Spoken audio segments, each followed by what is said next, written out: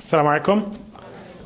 Thank you for being here. I know it's very hard going to a session after a break. When I used to go to conferences before, after a break, you need another break to get caught up. So you being here means a lot. So thank you for that. It takes a great deal of sacrifice, speaking of sacrifices of today. So I really appreciate it. All right. Bismillah ar-Rahman ar-Rahim wa salatu wa salam ala ashrafil mursaleen Sayyidina Muhammad wa ala alihi wa sahbihi ajma'in. So yeah, I was asked to talk about the aftermath of October 7, the aftermath of October 7, specifically the genocide in Gaza. I was also asked to talk about the acts of resistance. I was also asked to talk about Trump. I was talking about resistance itself, about Jordan and Egypt. I was basically asked to cover a lot of grounds. And that's not going to be easy in 45 minutes that I'm given. And it's not, it's not something that you want to give a speaker because like they can go in a whole different direction.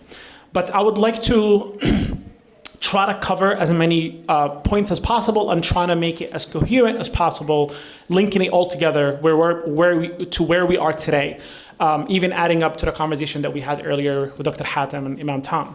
And before we do that, to situate ourselves, to make sure that we are on the same page, it's important to acknowledge today that what's happening in Gaza, even though there's a ceasefire agreement taking place, there's prisoner exchange happening, there's supposedly a lift of some of the humanitarian issues that people of Gaza have been facing, what we're dealing with today is an evolvement of the genocide campaign in Gaza into a humanitarian genocide, technically, of Gaza. Meaning that Israel and the US, and it's very important to say Israel and the US, they're both were involved or committing or perpetuating a genocide in Gaza for one purpose and one purpose only, which is to eliminate the resistance of the people of Gaza. And when we talk about elimination of the resistance, we're not only talking about Hamas, we're not only talking about other resistance movements, we're not only talking about armed resistance, we're talking about the idea of rejecting, as a native indigenous people of the land, to reject the idea of fighting and struggling for your own survivor as a victim of the settler colonial project in Palestine. Because resistance is not just armed resistance. Resistance is the concept of rejecting the status quo. The status quo is that Israel wants us to accept that we are subhumans in Palestine as the native people of the land, and that Israel as a supremacist, Zionism as a supremacist ideology and methodology is there to rule us the way they see fit. And that is what's expected and what was the objective of the genocide in Gaza. Now that we know after 15 months of total elimination, total destruction of Gaza, 50 or 61, I think 61,000 shaheeds and people who were murdered in Gaza, over 100,000 injured. The total destruction, almost 70 to 80% of Gaza has been completely destroyed. All of the infrastructure has been destroyed, hospitals, churches, mosques, schools. And I want to say, I'm mentioning these examples of mosques and churches and schools and hospitals, not to make you feel bad or for us to go to the West and the Western world and tell them, well, Israel is not a moral army, they are destroying our hospitals. That's not why I'm highlighting these infrastructures or these institutions. I'm highlighting them to let you know that the destructions of these institutions meant to make Gaza uninhabitable for the people of the land. So technically the idea is to people of Gaza to leave the land, to be eliminated from being the indigenous people and the native people of the land. So the attacking and the bombing of hospitals, we should not be crying about it because how dare Israel attack a hospital, as if attacking a school or a neighborhood is okay, but attacking a hospital will draw a line. No, attacking a hospital is a systematic approach by Israel to destroy the sacredness of the people in the land and to remove any sense of safety in the people of Gaza. This is why hospitals were attacked. They were attacked to push the people of Gaza to the level of feeling and understanding that there's no going back. You must leave We need to get rid of you. It's done. Israel has to take over. It has to ethnic cleanse the land of Palestine, the land of Gaza. With this being said, and understanding this context, it's important to understand, as I mentioned before, that the genocide failed, as we've seen, right? The resistance is still strong. The people of Gaza went back, especially people from the north. They faced so much oppression, and I'm not gonna, quote unquote, bore you with details. We've lived that, for the past 15 months. But the idea that the people of the north, after months of constant bombardment, after months of starvation, the lack of clean water, the lack of any basic human needs, right? They went back in the masses to the north. Meaning that these people are not defeated. They understand their purpose in life, and they understand what it means to be expelled from their homelands. Now, that the genocide has failed, Israel is invoking, and America are invoking, a different kind of genocide, which is to accomplish political goals through using humanitarian aid as a bargaining chip. As we've seen in the past week, where the resistance said, no more prisoner exchange until you retroactively bring in the humanitarian aid that we all agreed upon. But Israel and America don't want to bring back the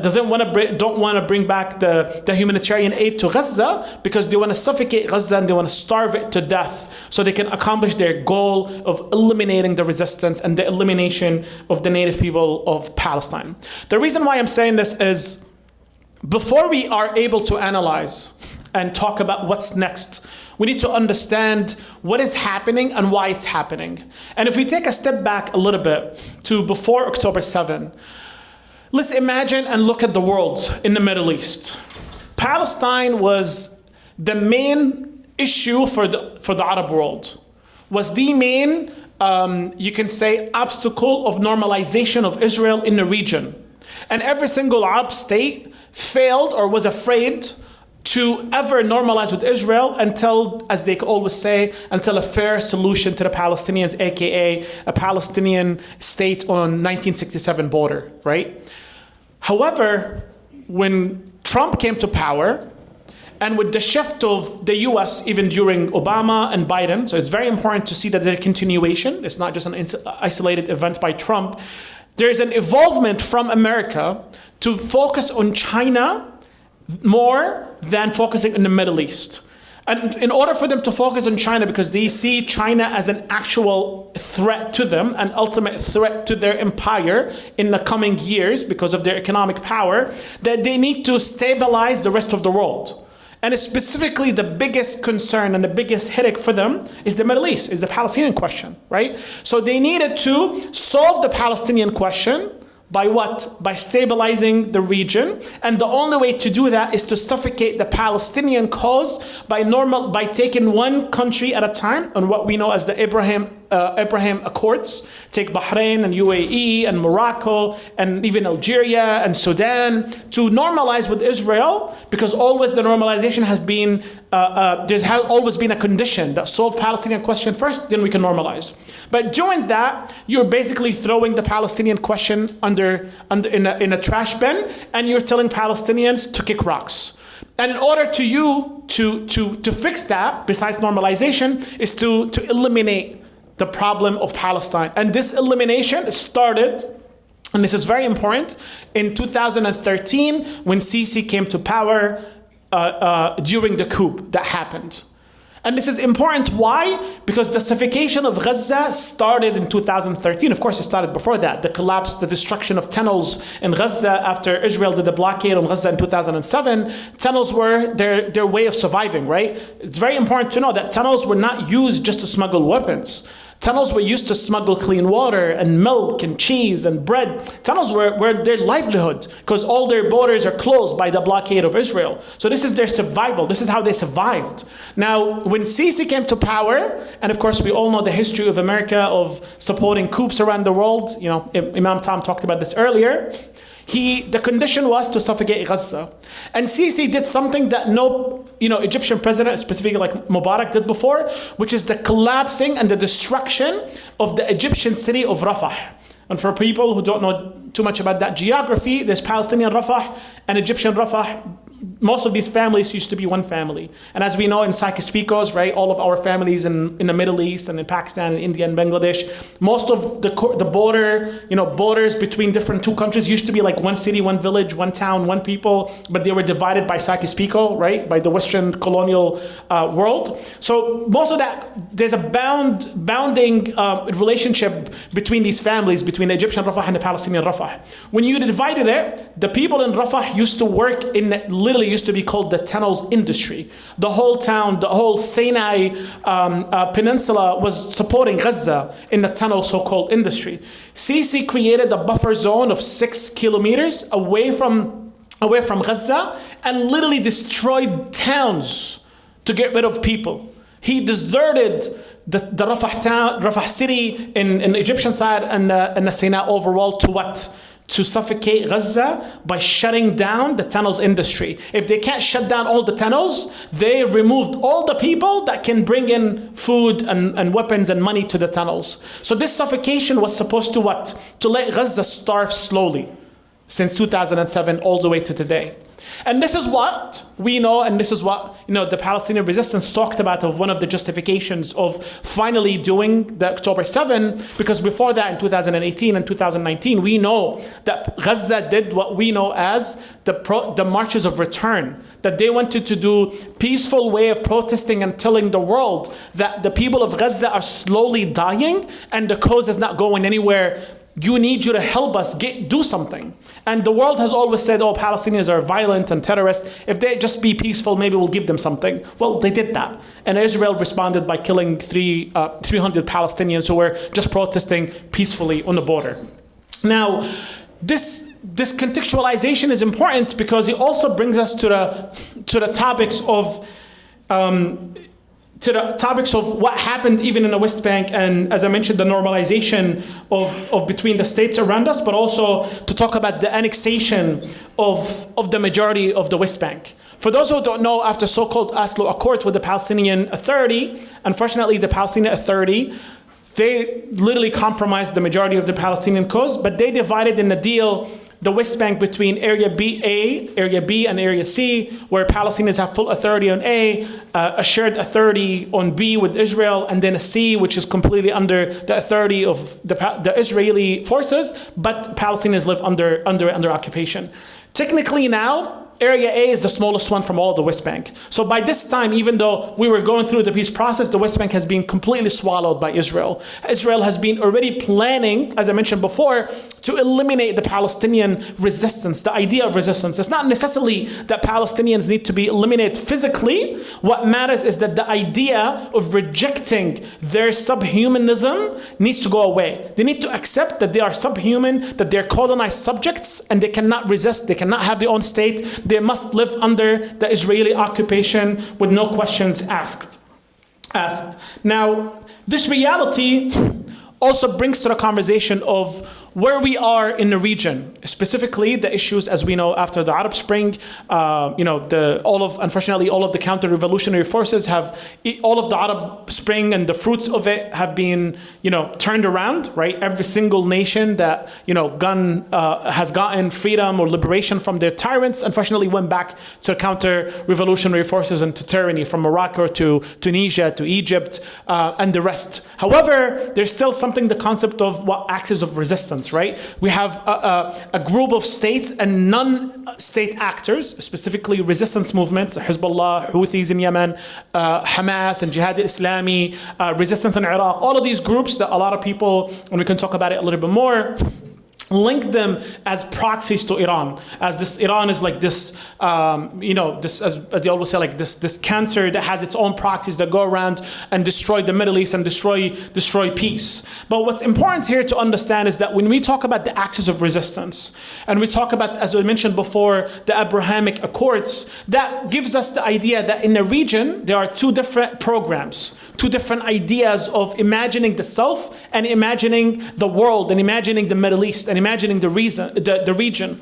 On the one hand, you have the campaign that is run by Saudi and Jordan and Egypt and UAE and the rest of them. And then there's another campaign, which is not perfect, of course, and we can talk about it, which is kind of Iran, Hezbollah, the Houthis in Yemen, and Hamas in Palestine. Now, one big problem in this division, of course, that caused, back in the day, if you bring in axis of resistance versus what we know as the moderate axis, which is it's like code for, axis of, what's the right word? Axis of traitors and collaborators and sellouts, whatever you want to call them. These stooges that work for the West, like Jordan and Saudi and UAE, like literally stooges for the West. They call themselves the moderate axis, but they're literally traitors. Now, traitors to the Ummah and to the world. To the Muslim world. Now, on the other hand, you have the axis of resistance. What messed up this balance, and the majority of the people in that region used to be in favor of the axis of resistance, because I'll talk about that in a second. What messed up this dichotomy and this choosing which side to go with was the question of Syria. What Iran and Hezbollah did in Syria, unfortunately, was horrendous, and the crimes that they committed in Syria is something that is not just shameful, it's beyond that. It's very criminal. Now, this reality put doubt on the concept of anti-imperialist ideas that exist in the Middle East. The idea of the axis of resistance, the ideas of what took place after 1979 in the Islamic Revolution of Iran, this concept that the Islamic reawakening and against imperialism and American hegemony in the region, an Israeli settler colonial project, all of these ideas were shaken by the crimes of Iran and Hezbollah in Syria, unfortunately. Now, this was used as ammunition to justify the politics of Saudi, UAE, Jordan, and Egypt into saying that, look at your axis of resistance, look at those who claim to be anti-colonial, they're doing the same thing that, colonial world is doing by killing their own people in Syria. And that is a problem. And unfortunately, what made this even worse for the region was the concept that Iran has, it happens to be that they're Shia, right? And the majority of Syrian population are Sunnis. And Assad was Alawi, who's considered to be Shi'i, even though many Shiites don't claim him, or claim the Alawi mindset, but that's beyond the point.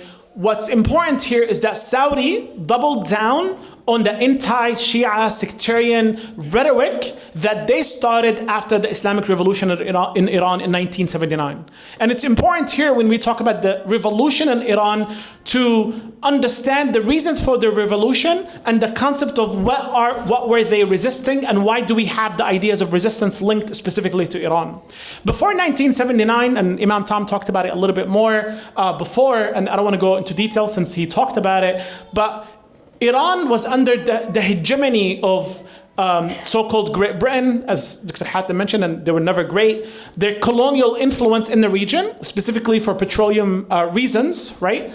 They were under their hegemony, and they were using a puppet, who was the Shah. And then America later on joined forces when they became more powerful after the World War II, and they started showing more interest in the region, right? After they did the coup in 1953 against Mossadegh, against the nationalization of oil and resources in Iran. What matters here is that Shah was a tyrant in Iran in favor of Western hegemony, in favor of British and American hegemony in the region, and the people of Iran had to suffer. Even though the country is very rich in resources, specifically oil, the majority of the people were oppressed and tyranny existed in Iran.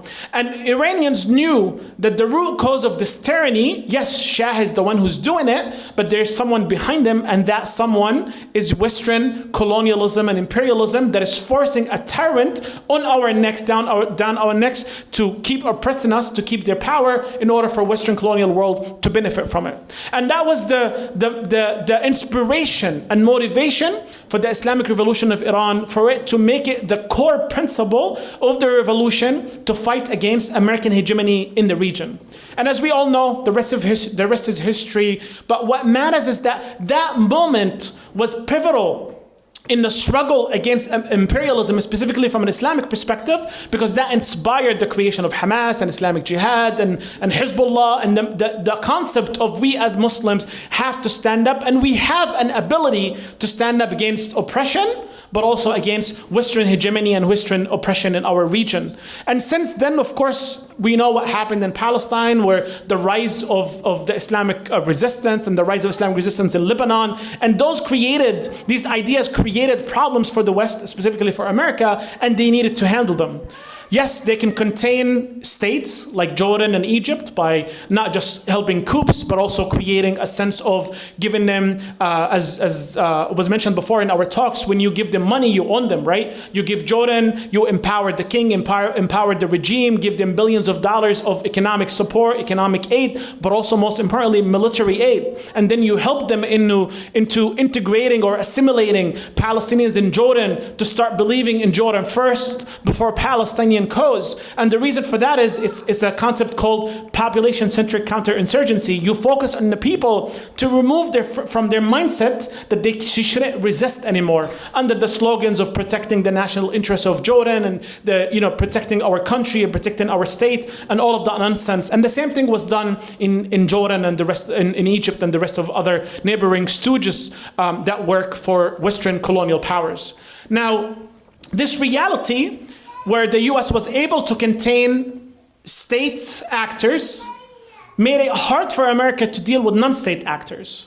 And this is where we saw the rise of Hezbollah and the rise of Hamas. And this is why Iran realized that in order as a state to be powerful in the region, and in order to undermine the influence of America on our nation and the region, I have to play with the non-state actors like Hezbollah and Hamas and empower them and support them, because empowering them and support them will weaken, the hegemon in the region, which is American imperialism, and that allows me to grow. And since then, as we know, this is where the concept of resistance came about, the resistance of American and Western hegemony. Now, this is not perfect, as we know. We talked about Syria, and we talked the crimes that unfortunately took place there under the name of fighting imperialism. But from that context on, and we have to, when we want to bring it back to what we talked about, we want to bring it back to the concept of the formation of two different axes in the region. And there's a battle since then between, unfortunately, what U.S. called it in the 70s, the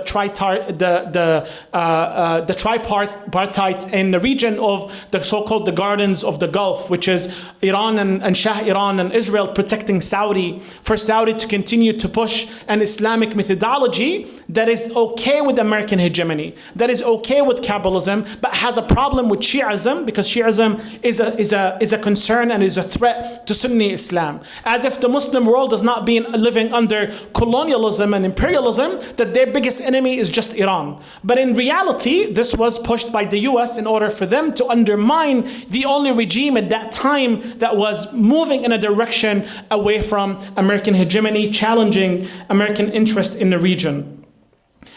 During all of that time, just like we have Abraham Accords right now that try to undermine the Palestinian cause. Same thing happened in Jordan, same thing happened as we know, in Egypt. And we moved, and the West was able, specifically the US was able to push these states into becoming stooges to them, to force the Palestinian leadership. And this is what led Yasser Arafat to move to Oslo Accords. Of course, he has his own issues, but he felt at that time that the Arab world has abandoned the Palestinian cause because of their own interest and because of the realities that were created on the ground by Western hegemony and by American world order of making these states dependent on World Bank and IMF, to force them into continuing to be dependent on the US, to make sure their politics is in bed with American hegemony in the region. Talking about resistance and the axis of resistance and the formation brings us back to where we are today. And the reason why I took this, historical context of understanding the axis of resistance to today, because it's essential to understand that what's happening in Gaza, and as I mentioned before about the focus and the shift of America in its national interest policies from the Middle East to China, it's important to understand this division in the Middle East and understand the key players in that time, to understand the strategy of the US. And as I said before, The Abraham Accords, and since Obama's focus on moving towards China, required, as I mentioned, the dismantlement of the so-called axis of resistance. And the best example of this is when we talk about the pager attacks in Lebanon, and if we talk about the assassination of Hassan Nasrallah and the majority of the leadership of Hezbollah. It was obvious that these attacks were not incidental, meaning it didn't happen over a couple of weeks, right? It was obvious that the pager attack has been planned for months, right? The intelligence that Israel had on the leadership of Hezbollah, the infiltration of their communication system and security system policies were in place for years in advance.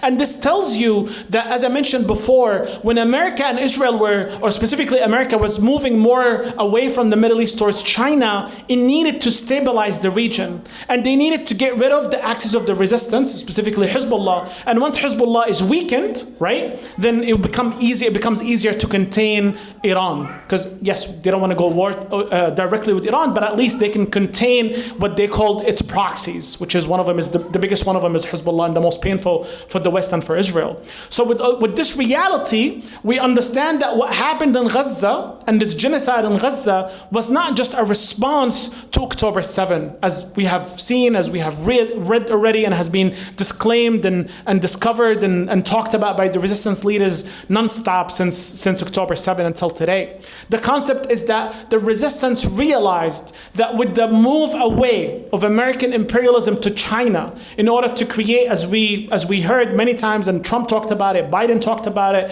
this concept of trade corridor between India all the way to Europe, coming from UAE, Saudi, Jordan, Israel, all the way to Europe, required that the region to be quote-unquote stable. It required normalization of Israel. It required the containment of any resistance actors. And the only way, in their opinion, to contain the resistance is through what? Total elimination.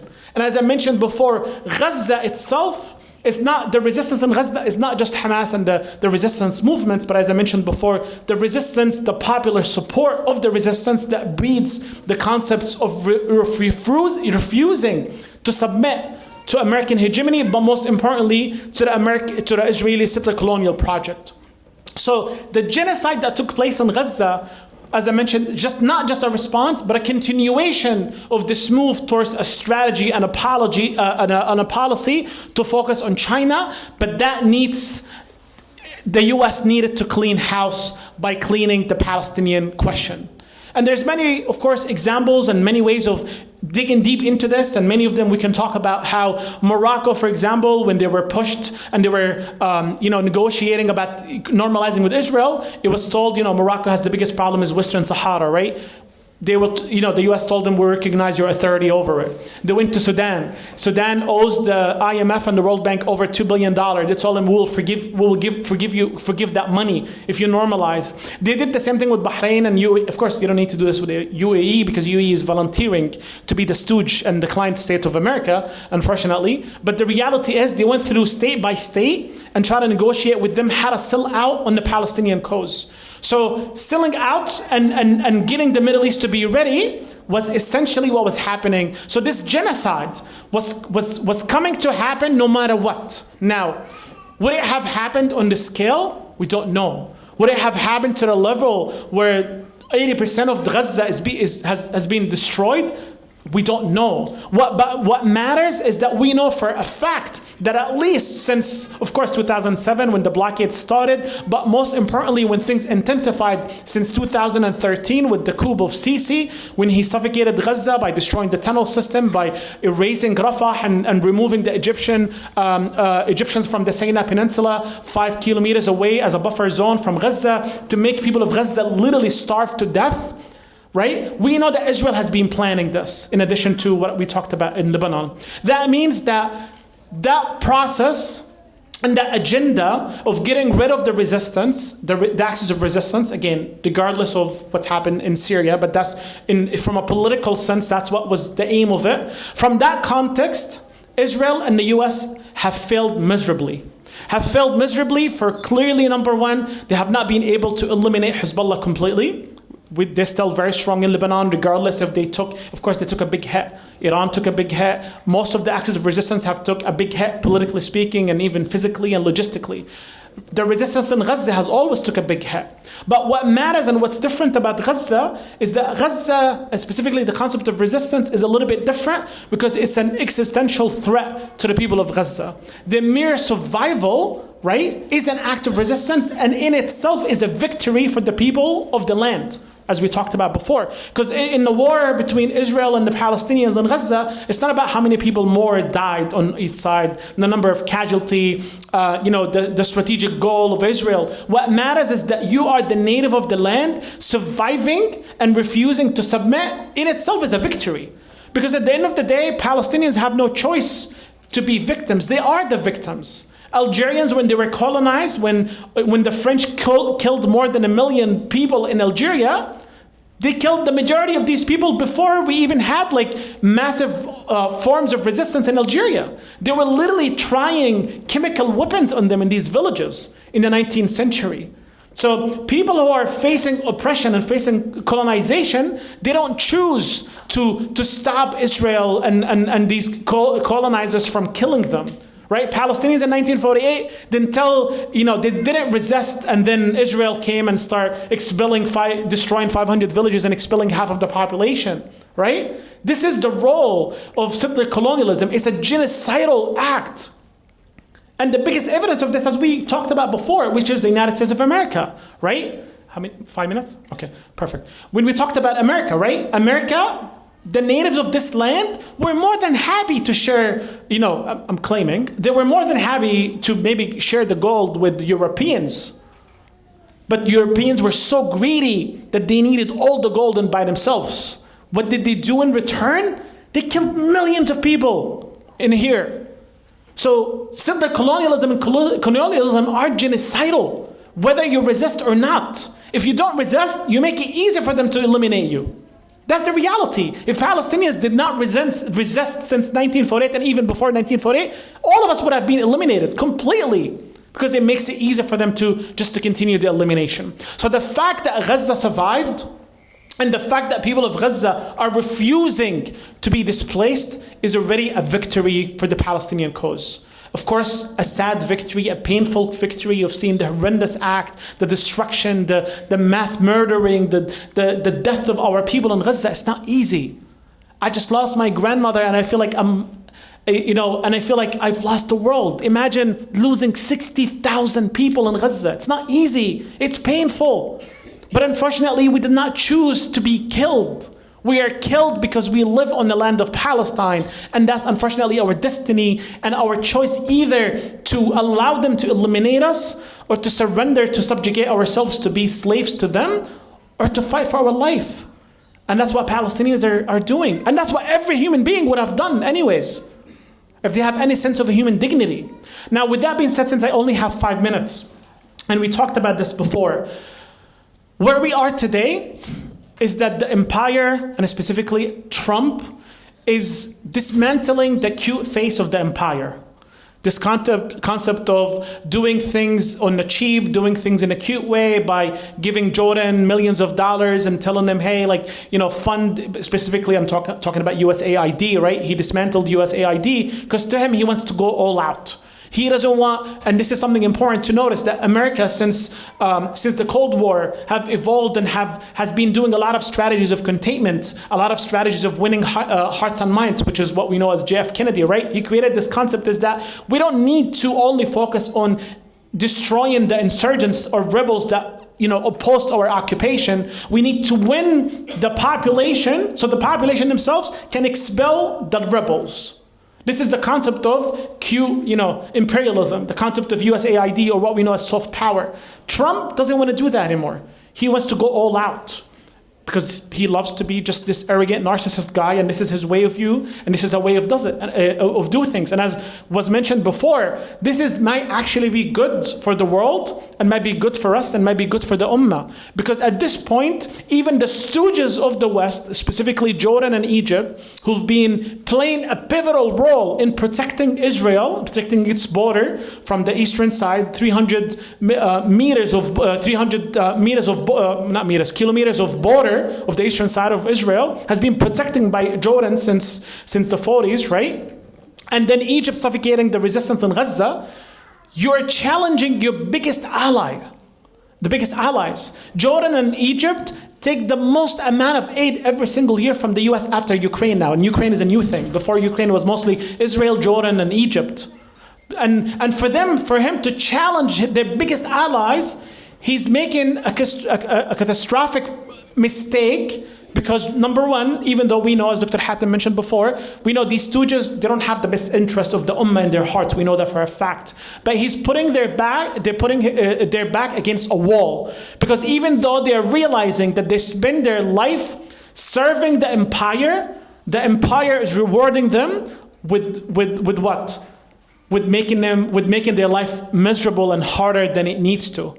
Because at the end of the day, empire used them to protect Israel. Now they're exposing them to their own people. Because, for example, Jordan and Egypt now are stuck. They are reliant on America to survive because they have not built any economic or political system that is independent to be able to sustain themselves as a nation.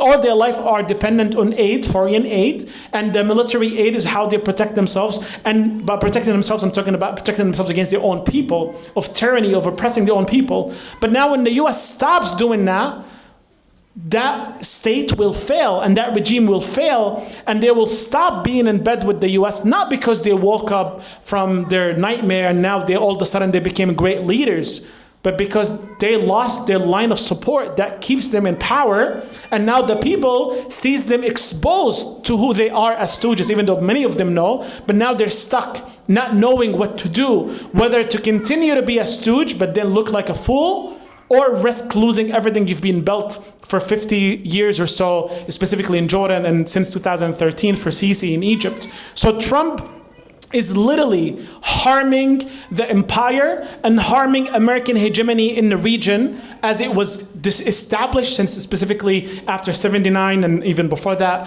right? The concept of winning hearts and minds and relying on their allies to maintain the region. What I want to end by saying, Obama, Biden, and Trump tried to put the Middle East on autopilot by normalizing Israel, by destroying the resistance in the region, right? So they can focus on China. But what Trump is doing today with his mistakes and the mistakes of Israel, and mistakes in their perspective, of course, to us, unfortunately, we have to deal with that. Their goal was to stabilize, quote unquote, the Middle East so they can focus on China. Now they have destabilized the Middle East with their arrogance even further. So now they can't focus on China, and now they have to worry about the Middle East, because whether you believe it or not, the resistance and the ideas of resisting American hegemony, Western imperialism and colonialism now will be on the rise again. Because the people see that Gaza as a model that Muslims are capable of sacrificing everything for the sake of their human dignity, to live in dignity and freedom and liberation. And that will inspire lots of people.